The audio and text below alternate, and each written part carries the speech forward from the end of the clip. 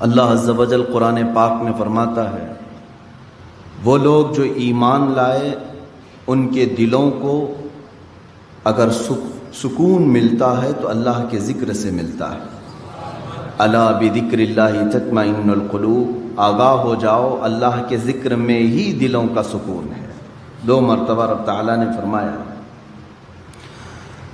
یہ ذکر کیا ہے؟ اللہ تبارک و تعالیٰ کو یاد کرنا، وہ کسی بھی حالت میں ہو۔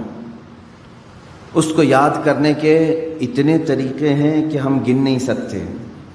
محبوب الہی نظام الدین اولیاء رحمۃ اللہ تعالیٰ علیہ نے فرمایا، زندگی پر تم جتنی سانسیں لیتے اور سانسیں چھوڑتے ہو، اس سے بھی زیادہ طریقے اللہ کو یاد کرنے کے ہیں۔ ہم یہ سمجھتے ہیں صرف اللہ اللہ کہنا یہ ذکر ہے، سبحان اللہ کہنا یہ ذکر ہے، الحمدللہ اللہ اکبر کہنا یہ ذکر ہے۔ یہ ذکر کا ایک پارٹ ہے، ایک حصہ ہے، اور ذکر ہر ایک کا الگ الگ انداز سے ہے۔ انسانوں کا ذکر الگ ہے، جانوروں کا الگ ہے، ملائکہ کا الگ ہے، جنات کا الگ ہے، مچھلیوں کا الگ ہے، چیونٹیوں کا الگ ہے۔ سب اپنے اپنے انداز سے ذکر کرتے ہیں۔ قرآن یوں کہہ رہا ہے، وَإِن مِّن شَيْءٍ إِلَّا يُسَبِّحُ بِحَمْدِهِ وَلَٰكِن لَّا تَفْقَهُونَ تَسْبِيحَهُمْ، کوئی چیز ایسی نہیں ہے جو اللہ کی تسبیح نہ بیان کر رہی ہو، ذکر میں مشغول نہ ہو۔ کوئی چیز دنیا میں ایسی نہیں جو اللہ کا ذکر نہ کر رہی ہو۔ وَلَٰكِن لَّا تَفْقَهُونَ تَسْبِيحَهُمْ، اللہ فرماتا ہے لیکن تم ان کی تسبیح کو سمجھ نہیں سکو گے۔ درخت، پیڑ، پودے کس طرح سے ذکر کرتے ہیں تمہیں معلوم نہیں، ان کا انداز الگ ہے، جانوروں کا انداز الگ ہے۔ حتیٰ کہ میرے عزیزو، یہ انسانوں اور دوسری مخلوقات میں اللہ نے فرق بھی کیسا رکھا ہے، قربان جاؤ اس کی رحمتوں پر۔ اس کا اصول یہ ہے اللہ کا، جانوروں میں اگر کوئی جانور ذکر کرنے سے ایک لمحے کے لیے اگر غافل ہوا، ایک لمحے کے لیے، ایک منٹ کے لیے غافل ہوا، تو اس کی موت آ جائے گی اسی وقت۔ کوئی پرندہ اگر تھوڑی دیر کے لیے ذکر کو موقوف کر دیا اللہ کی بارگاہ میں، تو فرمایا جاتا ہے کہ اس کا یا تو شکار ہو جائے گا یا مر جائے گا۔ درخت اگر ذکر الہی سے تھوڑی دیر کے لیے غافل ہو جائے تو درخت وہ سوکھ جائے گا یا جل جائے گا یا ختم ہو جائے گا۔ لیکن انسان برسا برس بھی ذکر نہ کر کے اس زمین پر جی رہا ہے، یہ اس کی رحمت کاملہ۔ اللہ رب العزت نے اپنے اشرف المخلوقات مخلوق کو، اس انسانی مخلوق کو اللہ نے بہت ساری چیزوں میں درگزر کر کے رکھا ہے، معاف کر کے رکھا ہے۔ اس کا نام لو تو بھی کھلا رہا ہے، نہ لو تو بھی کھلا رہا ہے، حساب تو بعد میں ہونا ہے۔ عزیزان گرامی، بزرگان دین نے جو ذکر کے طریقے الگ الگ انداز سے بیان کیے ہیں، یہ مجلس تصوف ہے، یہ مجلس ذکر ہے، میں صرف اور صرف قلب کی بات کرنا چاہوں گا، دل کی بات۔ آج کے دور میں پوری کی پوری طاقت لگا دیتے ہیں اپنی صحت کو صحیح کرنے کے لیے۔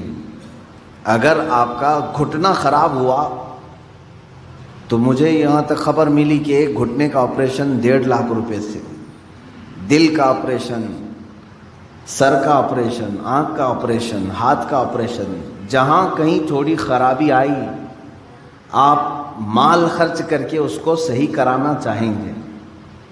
جو لا علاج بیماری ہے کینسر، سب کو معلوم ہے، اس کے باوجود بھی کینسر ہونے کے بعد کوئی خاموش بیٹھتا ہے کہ چھوڑو اب تو مرنا ہی ہے؟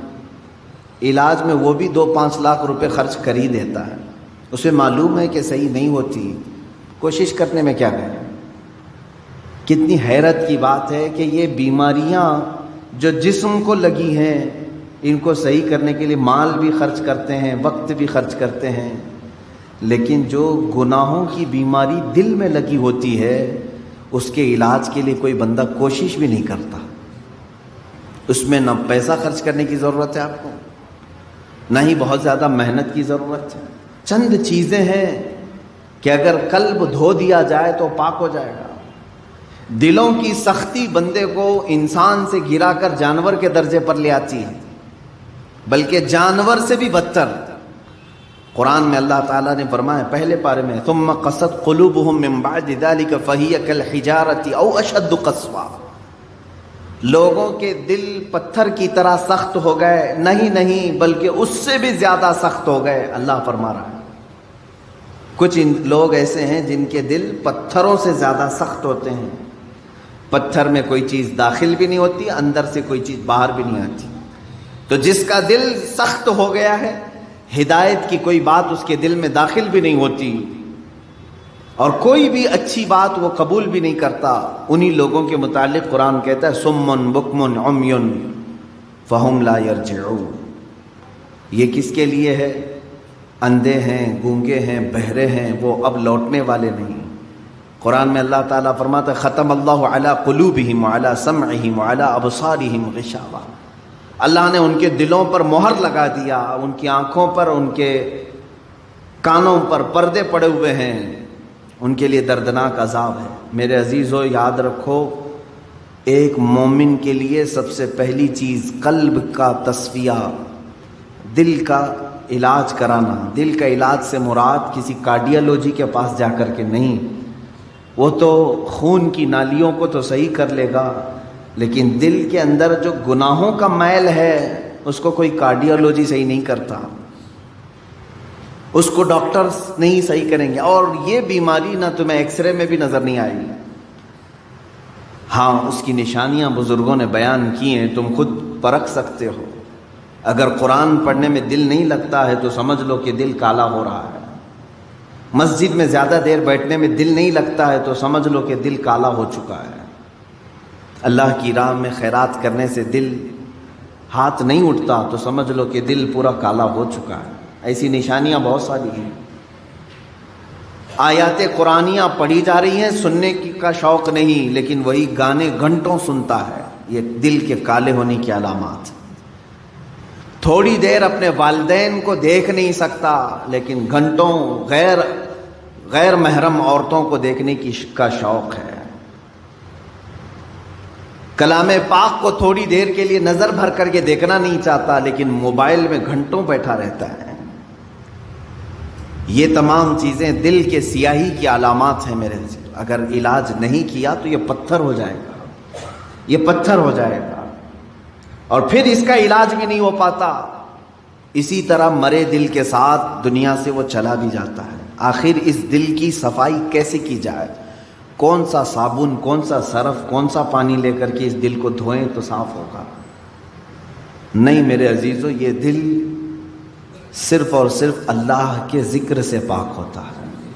قرآن نے کہہ دیا الا بذکر اللہ تطمئن القلوب، تو اس دل کی صفائی جو ہے اللہ کے ذکر سے ہے۔ اب ایک بڑی بات میں آپ کو بتاؤں، فقہ کا ایک قاعدہ ہے، قانون ہے، شریعت کا ایک مسئلہ ہے۔ زمین پر اگر نجاست پڑ گئی کیسے پاک کریں گے آپ؟ کھلی زمین تھی، گوبر پڑا ہوا ہے، پاک کرنے کا طریقہ، ہر چیز کو پاک کرنے کا طریقہ الگ الگ ہے۔ مسائل آپ پڑھیں گے تو سمجھ میں آئے گا۔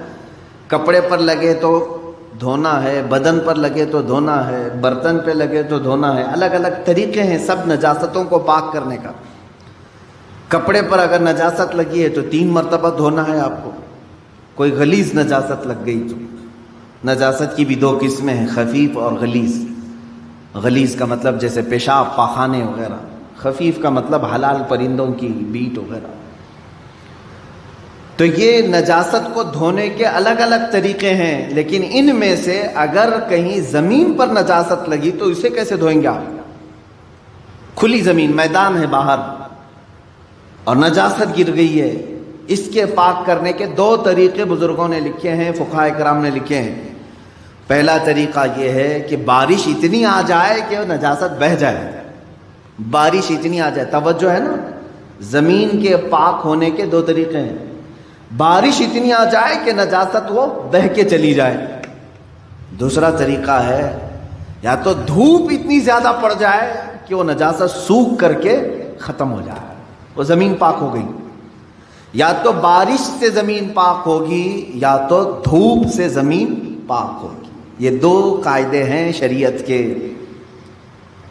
نجاست یا تو بہہ کے چلی جائے یا سوکھ کر کے چلی جائے. سوکھ کر کے جب ختم ہو گئی تو زمین پاک ہو گئی. اب آئیے میں یہ بات کیوں بتا رہا ہوں آپ کو. مشہور صوفیہ اکرام نے فرمایا اے بندے اسی طرح تیرے دل کی جو زمین ہے اس پہ اگر گناہوں کی نجاست لگ جائے تو اسے بھی دھونے کے دو طریقے ہیں, اسے پاک کرنے کے دو طریقے ہیں. جس طرح زمین بارش کے برسنے سے پاک ہو جاتی ہے اسی طرح تیرے دل کی زمین اللہ کے ذکر سے پاک ہوگی. اللہ کا ذکر برسات ہے, یہ بارش ہے. قرآن کی تلاوت بارش ہے. جیسے ہی بندہ ذکر کرنے لگتا ہے اس کے قلب پر اللہ کی انوار برسنا شروع ہو جاتے ہیں, وہ نجاست بہہ کے چلی جائے گی. اور دوسری, وہ آج کے زمانے میں مشکل ہے. اگر دل کی زمین نجاست سے ملوث ہو گئی ہے, ناپاک ہو گئی ہے, ایک طریقہ میں نے زمین کا بتایا بارش کا, دوسرا طریقہ ہے دھوپ کا. دل کی نجاست کو دھونے کے لیے ایک ذکر الہی کی برسات یا تو پھر شیخ کامل کی نگاہوں کی گرمی سے, شیخ کامل کے نگاہوں کی گرمی سے نجاست پاک ہو سکتی. یہ دو طریقے ہیں. شیخ کامل کا حصول معمولی بات نہیں ہے, اس میں برسا برس لوگ تلاش میں لگانا چاہیے. لیکن یہاں تو آج حال یہ ہے کہ کہیں سے کوئی بھٹک کے پیر میرے گھر آ جائے میں اس کا دامن پکڑ لوں گا. در حقیقت جسے اپنے بیماریوں کو صحیح کرنے کی طلب ہے وہ سچے پیر کی تلاش میں گھومتا پھرتا رہے گا, یہ نہیں کہ بازار میں بیٹھ کر کے انتظار کرے گا. اسے تو ڈھونڈتے رہنا چاہیے کنٹینیو کہ کہیں مجھے شیخ کامل ملے جو میرے دل کے مرض کا علاج کرے, جس کے پاس بیٹھوں تو مجھے گناہوں سے نفرت پیدا ہو جائے اور میرے دل کے اندر گناہوں کی جو نجاست ہے اس کی نگاہوں کی گرمی سے دھل جائے. اور یہ دو چیزیں ہوتی رہی ہیں. آپ سن رہے ہیں نعت اسٹوڈیو بریلی.